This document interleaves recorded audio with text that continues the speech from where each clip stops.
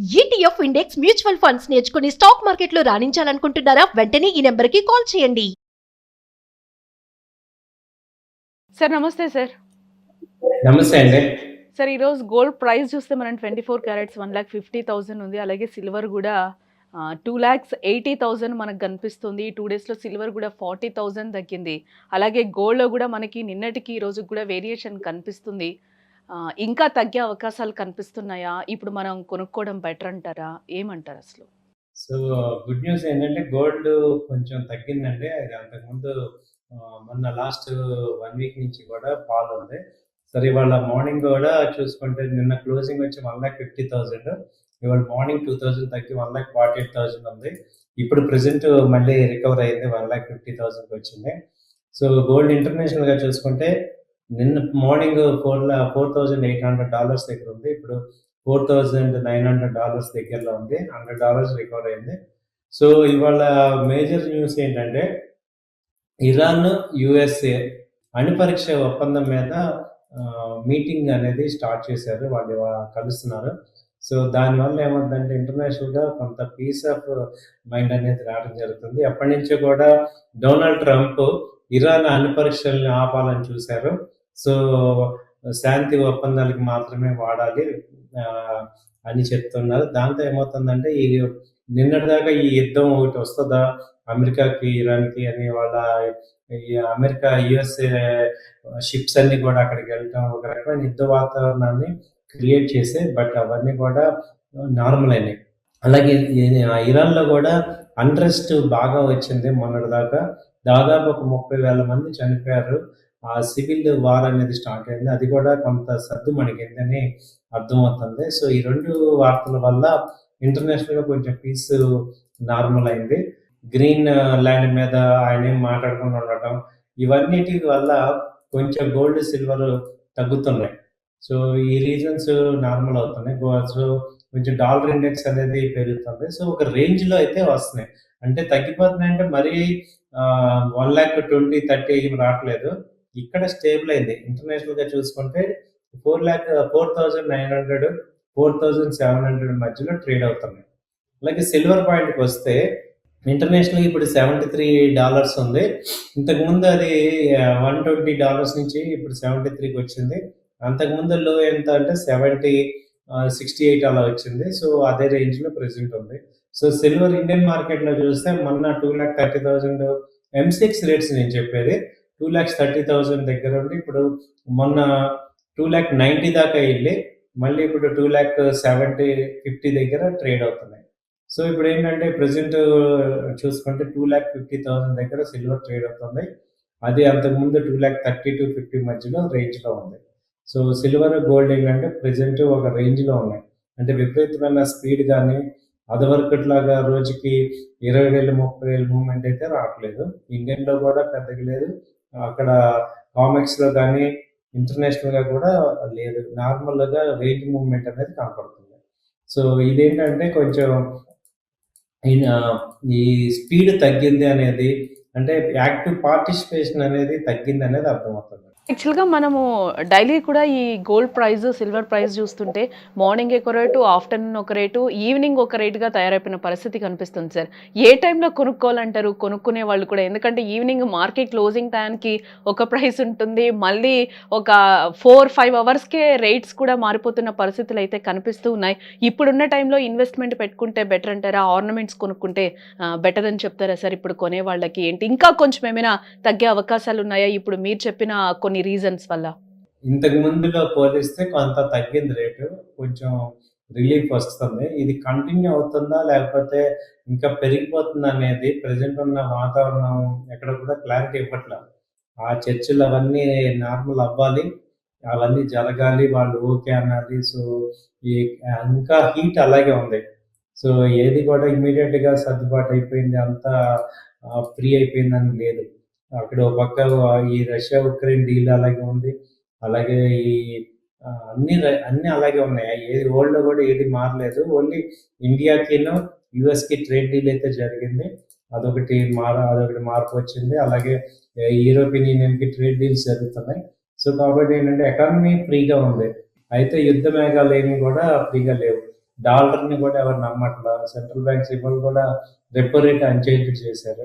So వీటన్నిటిని బట్టి ఏంటంటే కొంచెం కొద్ది కాలం ఈ రేటు మెయింటైన్ అవుతుంది. సో ఓవరాల్గా గ్రాడ్యువల్గా తగ్గే ఛాన్సెస్ ఉంది. ఇమ్మీడియట్గా తగ్గదు కానీ గ్రాడ్యువల్గా తగ్గే ఛాన్స్ ఉంది.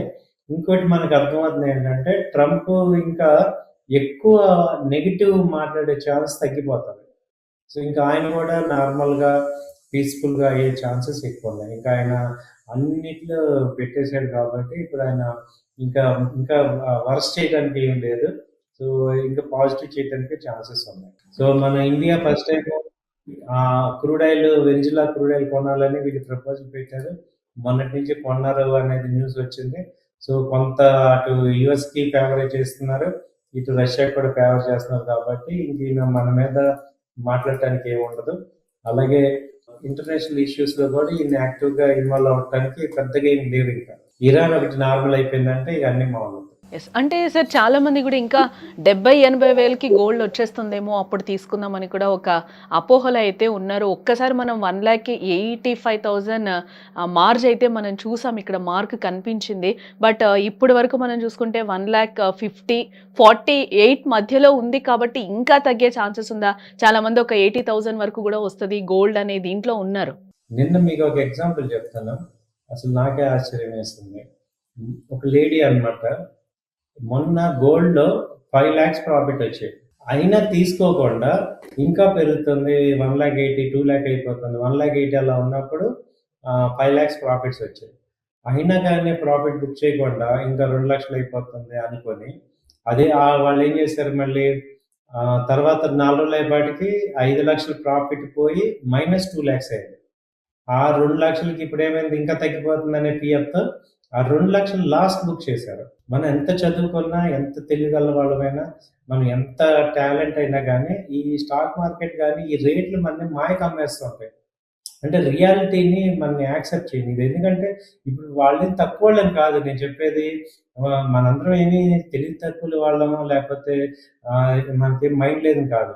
ఇప్పుడు 5 లక్షలు ప్రాఫిట్ సంపాదించడం అనేది ఎంత కష్టం. మామూలుగా ఒక 5 లక్షలు సంపాదించడం వాళ్ళకి ఏం మాయ కమ్మేసింది, ప్రాఫిట్ అంటే 5 లక్షలు ఉంది నేను బుక్ చేసుకోవాలి అనేది లేకుండా ఇంకా పెరిగిపోతుంది అని మనం ఇదవుతుంటాం. మనం ఇప్పుడు మాట్లాడుకోవాల్సింది, అర్థం చేసుకోవాల్సింది ఏంటంటే, ఒక అనలిస్ట్ మేము చెప్పాల్సింది ఏంటంటే రియాలిటీ థింకింగ్ కావాలి. అది 80,000 రావచ్చు, 60,000 రావచ్చు, లేకపోతే 2 లక్షలు రావచ్చు, 3 లక్షలు రావచ్చు. అసలు మీరు మెటల్స్ కానీ దేన్ని మనం ప్రీడిఫైన్ చేయలేము. ఉన్న రేట్లని మనం ఎలా వాడుకుంటున్నాం, మనం ఎక్కడ ఇన్వెస్ట్ చేస్తున్నాం, మనం రీజనబుల్ ప్రాఫిట్స్ వస్తున్నాయా అనేది చెక్ చేసుకోండి. సో మార్కెట్స్ ఇప్పుడు మనం 20,000 క్రితం నుంచి చూస్తే గోల్డ్ 20,000 నుంచి ఉంది. ఇప్పుడు మొన్న 80,000 ఉన్నప్పుడు ఎన్ని కేజీలు కొన్నాం అందరం? సో 80,000 ఉన్నా మనం కేజీలు కొనలేము, 8 లక్షలు ఉన్నా కొనలేము.